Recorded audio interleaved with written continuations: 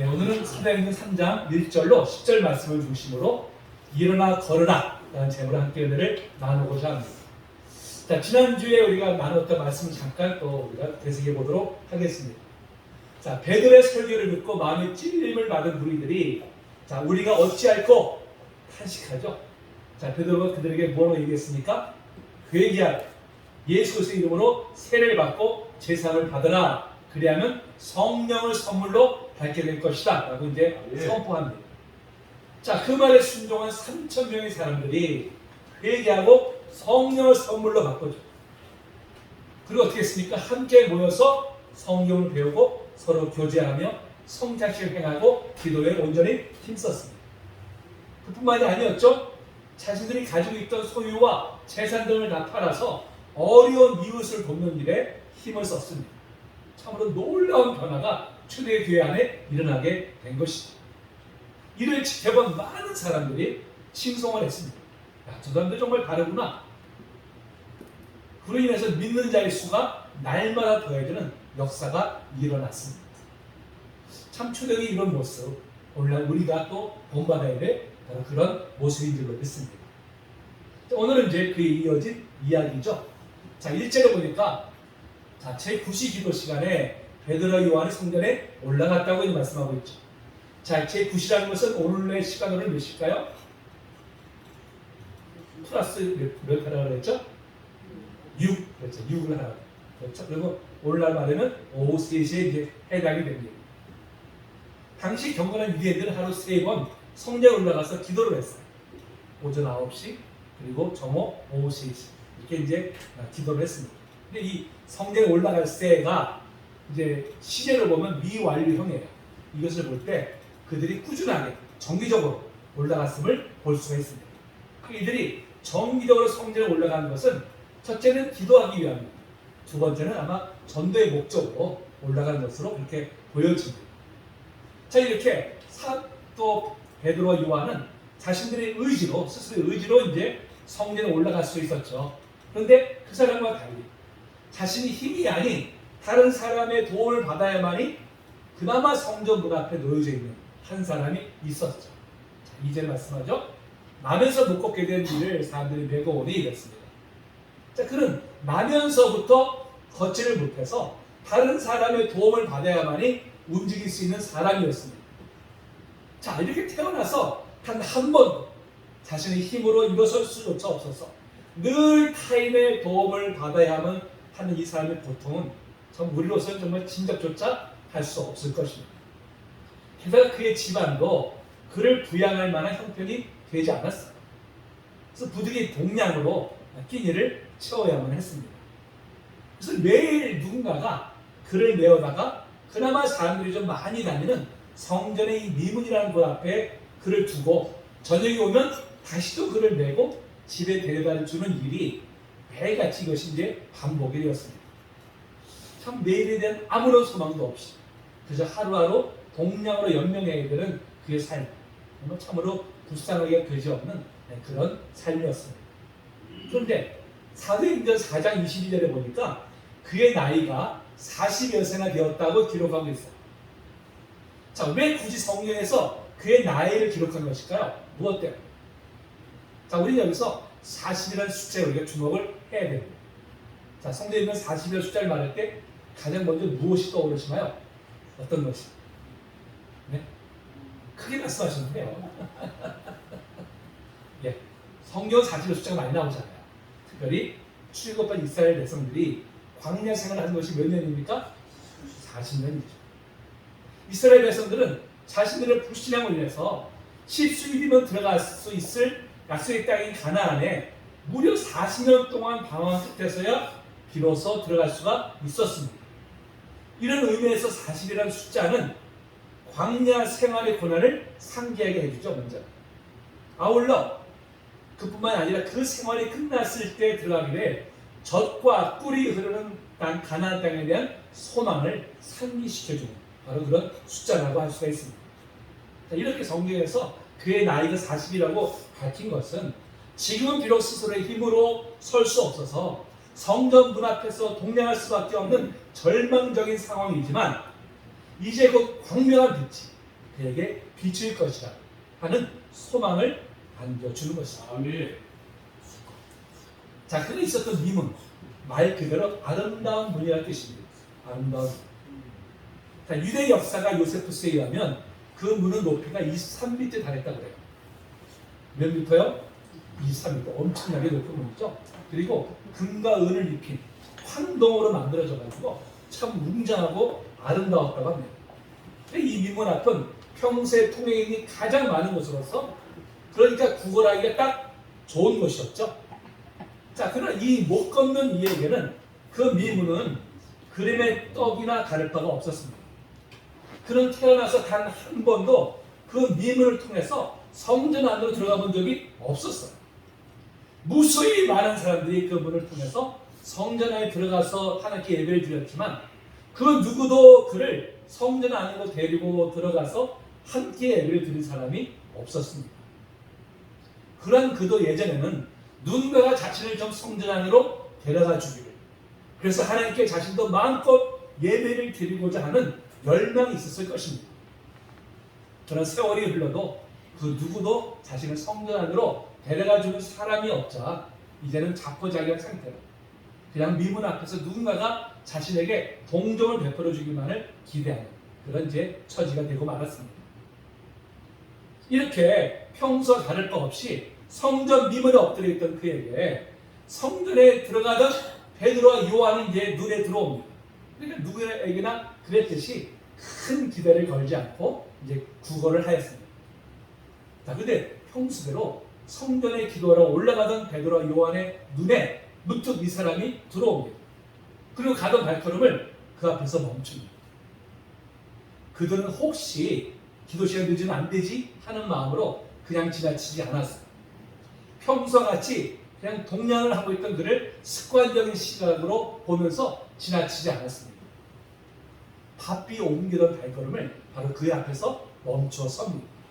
결과적으로 그들이 발걸음을 멈춰 섰을 때 바로 이 병자를 일으켜 세우는 놀라운 역사가 일어납니다. 아멘. 주님께서도 늘 바쁜 공생을 보내셨지만 가는 발걸음을 멈췄을 때에 항상 생명이 살아나고 회복되는 역사가 일어났습니다. 아멘. 앞을 보지 못했던 바디메오가 예수님을 소리 높여 부르자 예수님께서 발걸음을 멈추셨죠? 그는 눈이 띄어지는 은혜를 받게 되었습니다. 아멘. 회당장 야이로의 딸을 치유하기 위해서 발걸음을 옮기시던 예수님이 갑자기 발걸음을 멈추세요. 오랫동안 유출병으로 고생하고 있었던 여인이 예수의 옷자락을 만졌기 때문이죠. 예수님은 그의 육적인 질병만이 아니라 그의 영을 상처까지 치유해 주셨습니다. 이처럼 예수님께서 발걸음을 멈추셨을 때 그곳에서 치유와 회복의 역사가 일어났습니다. 아멘. 이를 볼 때 발걸음을 멈추는 것은 바로 사랑임을 알 수가 있어요. 아멘. 우리도 바삐 걷는 발걸음을 멈추고 주변에 우리 도움이 필요한 사람이 없는지 우리가 살펴보십시오. 아멘. 내 아끼면 가면 된다는 생각에서 벗어나서 누군가에게 나의 작은 도움이라도 주기를 원하는 마음으로 다른 발걸음을 잠시 멈춰 보십시오. 아멘. 그러할 때 그곳에서 우리를 통해서 치유와 회복의 역사가 일어나게 될 줄로 믿습니다. 아멘. 자, 이 성전 미문 앞에서 구걸하고 있던 이 사람은 늘상 그 자리에 있었던 사람이었어요. 다만 베드로와 요한이 평소에 그를 눈여겨보지 않았을 뿐입니다. 그들의 관심사 밖에 있었기 때문에 눈에 들어오지 않은 것이죠. 그러나 그날은 왠지 달랐어요. 늘 봐오던 익숙한 풍경이었지만 그날따라 그들에게 다른 모습으로 다가온 것입니다. 자, 그랬을 때 어떻게 할까요? 자, 사진을 보니까 베드로가 요한과 더불어 주목하여 이르되 주목하여. 이 주목하다는 헬라어로 아테니조라고 하는데요. 주시하다, 집중하여 보다 라는 뜻입니다. 이 못 걷는 이는 평소에도 성전으로 들어가던 베드로와 요한에게 구걸했을 것이고 그들도 그저 불쌍한 사람이 동냥하구나 아마 이제는 무심히 지나쳤을 텐데 그날따라 유독이 다른 마음이 들었어요. 그래서 발걸음을 멈춘 것이죠. 그를 집중해서 보게 된 것입니다. 그래서 그에게 뭐라고 그래요? 우리를 보라 라고 말합니다. 자, 그 말에 그는 혹 이들이 나에게 동전 몇 푼이라도 줄까 하는 마음으로 그들을 바라봅니다. 그가 바라는 것은 동량을 얻어서 그저 오늘 하루도 밥 굶지 않고 줄인 배를 채우는 것이었어요. 그동안 그 동료 한 입을 얻지 못해서 밥을 굶었던 적이 허다했기 때문입니다. 그렇기 때문에 그가 베드로와 요한에게 바라는 마음은 그저 밥 한 끼 먹을 정도의 돈이었을 것입니다. 자, 그런데 그러한 마음으로 자신들을 쳐다보는 그에게 자, 베드로가 뭐라고 외칠까요? 자, 우리 한번 같이 읽어볼까요? 시작. 베드로가 이르되 은과 금은 내게 없거니와 내게 있는 것을 내게 주노니 나사렛 예수 그리스도 이름으로 얻으라 그러라 하고. 자, 우리가 이 말씀에서 자, 왜 베드로는 그에게 은과 금은 내게 없다고 말했을까요? 사실 이 못 걷는 이가 사도들에게 요구한 것은 은과 금이 아니었습니다. 단지 그냥 동저 한 입 정도였을 뿐이에요. 물론 그들이 정말 자비롭고 돈이 많아서 큰 힘을 써서 은화나 금화를 건넸다고 한다면 그날은 정말 횡재한 기분이었을 것입니다. 그날은 그동안 먹고 싶어도 먹지 못했던 것들을 아마 좀 마음껏 사 먹을 수 있는 아마 그랬었을 거예요. 그런데 우리가 알다시피 사도들도 갈릴리에서 온 그냥 가난한 어부 출신들에 불과했어요.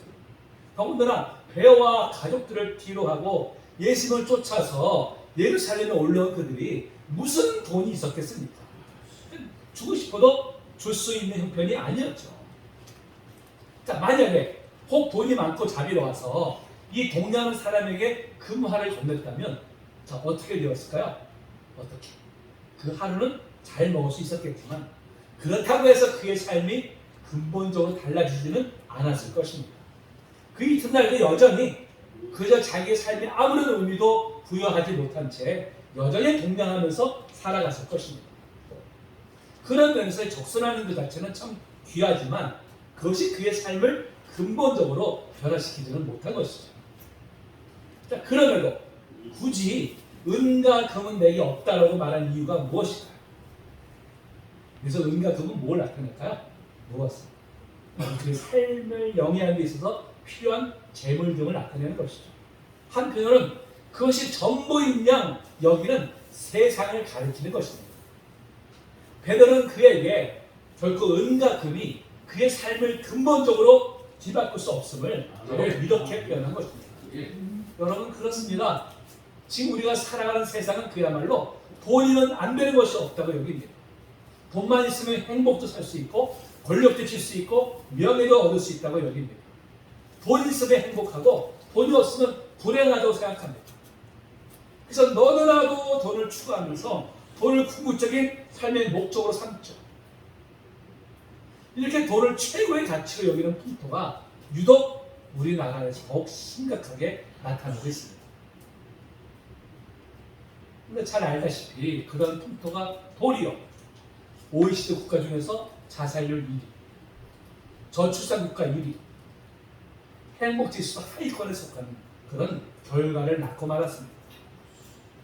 결코 돈이 행복을 가져주는 것이 아니고 죽을 때 가져갈 수 있는 것이 아님에도 너도 나도 돈의 노예가 되어가고 있는 현실이 참으로 안타까울 뿐입니다.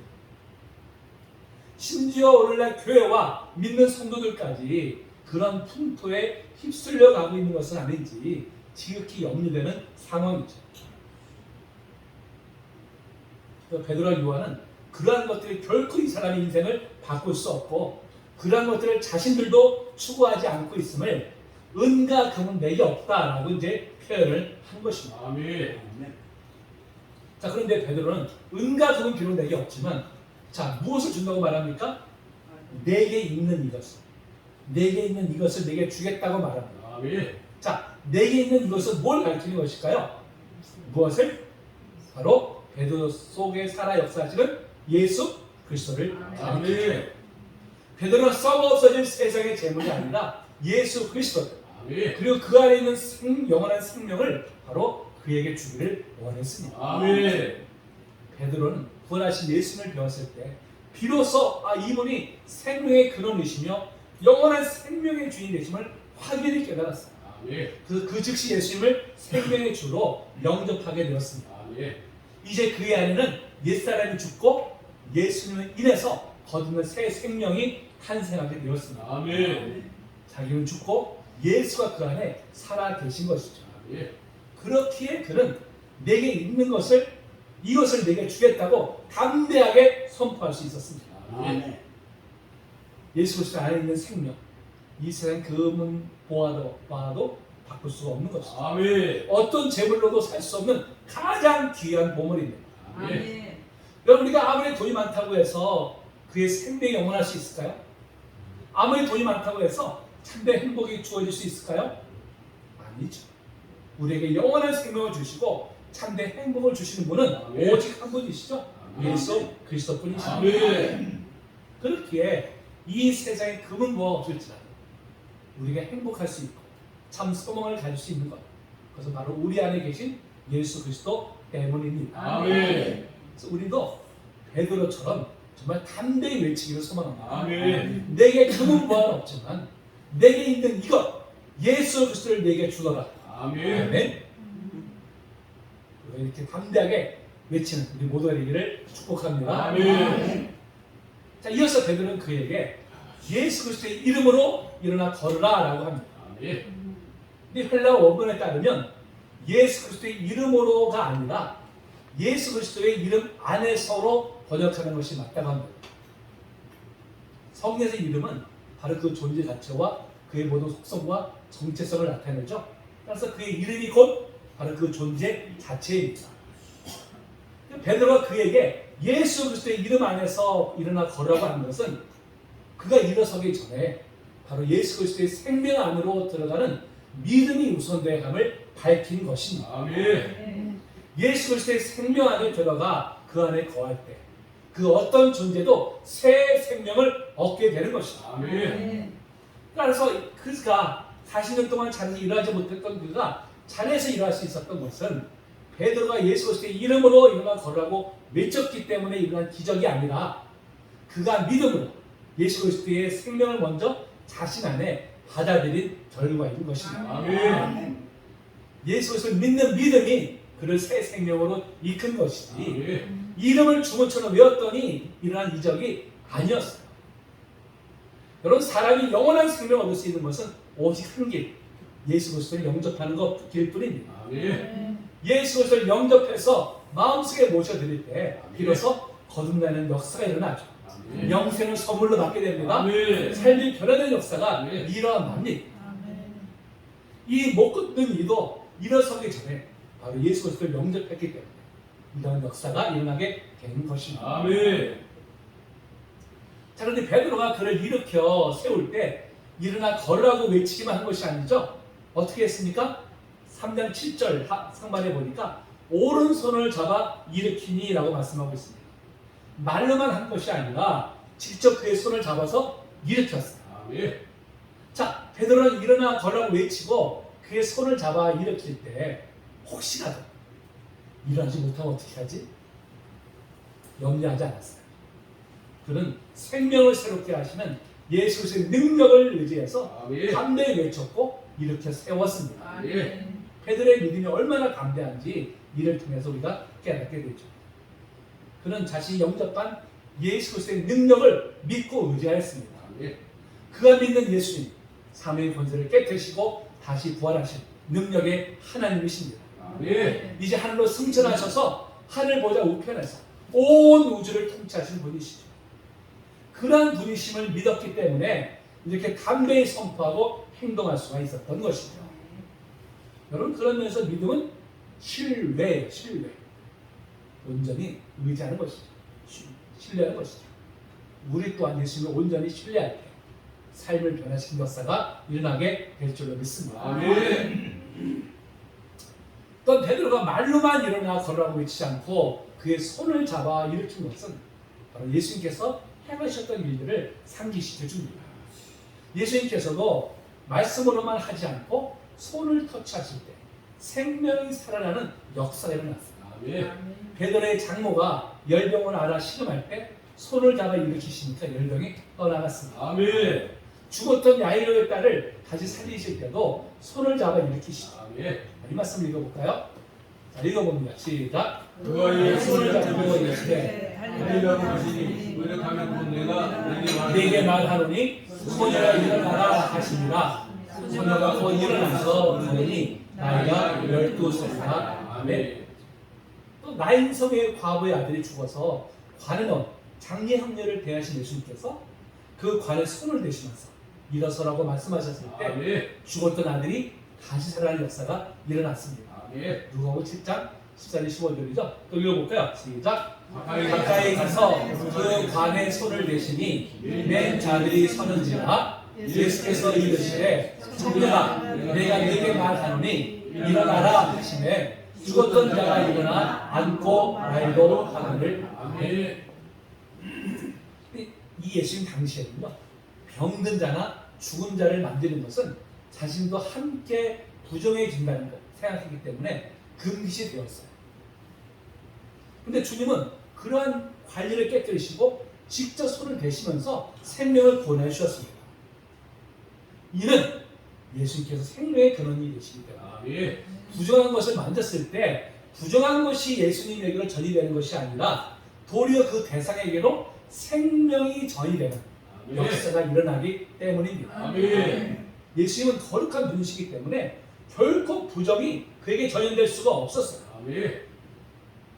여러분, 그런 면에서 우리가 세상에 들어가 생활할 때 세상으로부터의 부정이 우리에게 전이될까요? 아니면 우리의 거룩함이 세상으로 전이되고 있을까요? 어떤 쪽입니까? 부자죠. 우리는 세상으로부터 부정이 전염되는 것이 아니라 도리어 우리의 거룩함으로 선한 영향을 끼쳐서 세상을 변화시켜야 할 줄로 믿습니다. 아멘. 이렇게 손을 잡아 일으키자 어떤 일이 일어났습니까? 7절 8절이죠? 한번 읽어봅니다. 시작. 오른손을 잡아 일으키니 발과 발목이 곧 힘을 얻고 뛰어서서 걸으며 그들과 함께 성전으로 들어가면서 걷기도 하고 뛰기도 하며 하나님을 찬송하니. 아멘. 정말 감격스러운 장면이죠. 40년 동안 단 한 번도 일어서 본 적이 없던 그에게 갑자기 발바닥과 발목에 힘이 들어가요. 아멘. 그래서 곧장 그 자리에서 뛰어오르게 되었습니다. 그래서 이 뛰어는 어떤 상태로부터 뛰어오르다라는 뜻을 가지고 있습니다.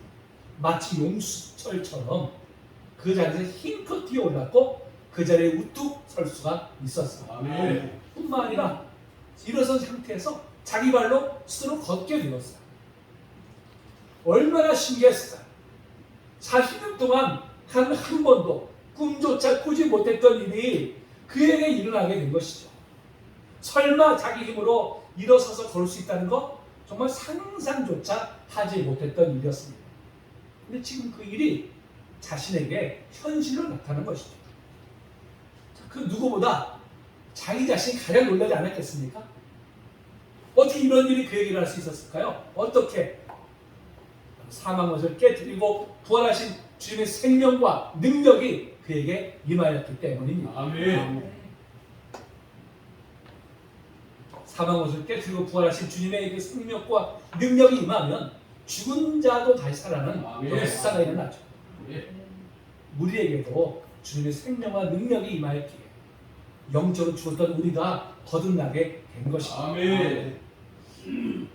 이렇게 자리에서 일어난 그가 가장 먼저 한 일이 무엇입니까? 가장 먼저 한 일이 사도들과 함께 성전으로 들어갔죠. 아멘. 그는 성전을 들어가면서 신기한 듯 걷기도 하다가 꼼짝꼼짝 뛰기도 하면서 이 일이 꿈이 아니라 생시인가 제3, 제4 확인해 보았습니다. 이렇게 못 걷던 이가 껑충껑충 뛰기까지 하는 것을 말라기 선지자가 이렇게 예언한 바가 있습니다.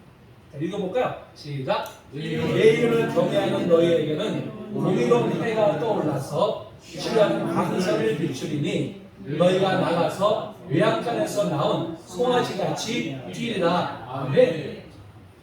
외양간에서 나온 송아지가 들판을 꽁충꽁충 뛰놀듯이 바로 이 사람도 그렇게 바로 뛰놀게 되었습니다. 아멘. 걷지 못했던 그가 일어섰을 때 가장 먼저 한 일이 뭐예요? 성전 안으로 들어가는 것이었습니다. 아멘. 이는 자신을 뛰어 걷게 해주신 하나님을 예배하기 위한 것이죠. 아멘. 그 은혜에 감사하며 찬송으로 영광을 올려드리기 위함이었습니다. 아멘. 앞에서 말씀드렸지만 그동안 그는 성전 미문 앞에 앉아서 성전 안으로 예배하기 위해 들어가는 사람들을 보면서 그 마음에 얼마나 사모하는 마음이 있었겠습니까? 아, 나도 정말 저들처럼 저 성전 안에 들어가서 마음껏 하나님을 예배할 수 있다면 얼마나 좋을까. 늘 그렇게 사모하며 갈급한 마음으로 성전을 바라보았을 것입니다. 근데 이제 자신의 힘으로 일어나서 걸을 수 있게 되자 가장 먼저 그토록 갈망했던 성전 안으로 들어가는 것입니다. 아멘. 아멘. 들어가면서 그는 결코 조용히 들어가지 않았습니다. 모든 사람이 다 듣도록 큰 소리로 하나님을 찬송하였습니다. 아멘. 하면 놀라운 은혜를 경험한 그는 감기에 겨워서 눈물을 흘리면서 찬송하였습니다. 아멘. 목에 메어서 잘 나오지 않는 목소리지만 힘있게 찬송하였습니다. 아멘. 하나님께서는 하늘 보좌에서 그의 찬송을 기쁘게 받으셨습니다. 아멘. 하나님은 그의 심령에 하나님을 향한 감사를 담아 올리는 예배를 가장 기뻐하시고 아멘. 받아주시죠. 네, 우리가 드린 예배도 무엇보다 우리를 구원해 주신 그 은혜에 감사하는 마음을 담아서 아멘. 드린 예배를 하나님께서 가장 기쁘게 받으십니다. 아멘. 우리의 값없이 베푸르신 은혜, 늘 돌보시 인도하시는 그 은혜에 감사하는 마음을 담아서 아멘. 예배로 영광 올리는 우리 아멘. 모두가 되시길 축복합니다. 아멘. 이렇게 걷지 못해서 늘 성령 미움을 앞에서 구원하던 사람이 갑자기 일어나가지고 걷고 뛰면서 하나님을 찬송하는 모습을 본 사람들이 어떻게 했을까요? 다 놀라고 말죠. 도저히 상상조차 할 수 없는 일이 그들의 눈앞에서 일어났으니 얼마나 놀랐겠습니까? 10절에서 바로 말씀하죠. 그에게 일어난 일을 인하여 심히 놀랍게 여기며 놀라니라 그랬습니다. 그래서 이 심히 놀랍게 여기며가 헬라어는 담보스인데요.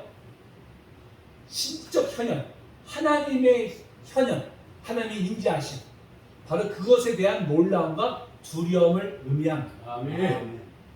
그가 일어선 것이 우연이거나 사람의 힘으로서가 아니라 바로 하나님의 역사임을 깨달았기 때문에 바로 그의 모습에서 하나님의 임재를 보게 된 것이죠. 아멘. 이로 인해서 그들은 놀라움과 경외심을 갖게 되었습니다. 아멘. 여러분, 세상 사람들이 교회와 믿는 성도들에게서 하나님의 임재를 볼 때 그들 또한 경외심을 갖게 되죠. 그러면서 지금 우리는 세상에 어떻게 하나님의 임재하심을 나타내고 있을까요? 어떻게 나타내야 될까요? 자, 이 말씀 한번 읽어볼까요? 고린도전서 14장 24절 25절인데 제가 읽고 25절은 성도님 읽으시기 바랍니다. 그러나 다 예언을 하며 믿지 아니하는 자들이나 알지 못하는 자들이 들어와서 모든 사람에게 책망을 들으며 모든 사람에게 판단을 받고 그 마음에서 하나님을 믿어나게 하며 어떻게 하나님께 하며 하나님 주시는 가운데 계시다. 전파하냐. 자, 믿지 않는 사람들이 언제 하나님이 우리 가운데 계신다고 인정한다고 말합니까? 언제? 예언할 때입니다. 예언할 때. 그렇죠? 예언할 때. 우리 성도들이 예언할 때 그럴 때 너희 중에 하나님이 계시는구나 인정한다는 거예요. 근데 여러분, 여기서 예언은 미래에 일어날 일을 미리 알고 말하는 것이 아니라 바로 하나님의 말씀을 전하는 것을 말합니다. 아멘. 세상에 잘못된 것을 하나님의 말씀으로 깨우쳐 주는 것을 의미하는 것이죠. 그러니까 우리가 먼저 하나님의 뜻대로 살기를 힘쓰며 바로 세상에 하나님의 말씀을 증거할 때 세상은 우리 가운데 임재하신 하나님을 보게 될 것입니다. 아멘. 그러면서 우리는 지금 세상에 하나님의 임재하심을 어떻게 드러내고 있을까요? 어떻게? 세상은 구별된 모습, 또 선한 행위로서 하나님의 임재하심을 세상에 드러내게 되기를 아멘. 소망합니다. 아멘. 이제 말씀 마칠 텐데요. 40년 동안 걷지 못했던 일, 바로 예수 그리스도를 믿음으로 자리에서 일어나는 은혜를 받았습니다. 아멘. 그가 일하실 때 가장 먼저 한 일이 무엇입니까? 바로 성전 안으로 들어가서 하나님을 찬송하는 일이었습니다. 아멘. 우리도 과거에 영적으로 죄에 눌려서 스스로 일어서지 못했던 사람들이었습니다. 그랬던 우리가 예수 그리스도를 믿음으로 말미암아 이제 하나님께 담대하게 나아가게 되었어요. 아멘. 우리 그 은혜에 감격하고 감사하는 마음을 지금 어떻게 표현하고 계십니까? 무엇보다 이 놀라운 은혜를 아무 공로시로 부르시는 하나님께 감사로 영광 올려드릴 때 하나님께서 기뻐 받아주실 것입니다. 아멘. 이를 통해 온 세상에 살아계신 하나님을 증거하는 우리가 모두가 되시기를 주님의 이름으로 축복합니다. 아멘. 아멘. 우리 찬양하시고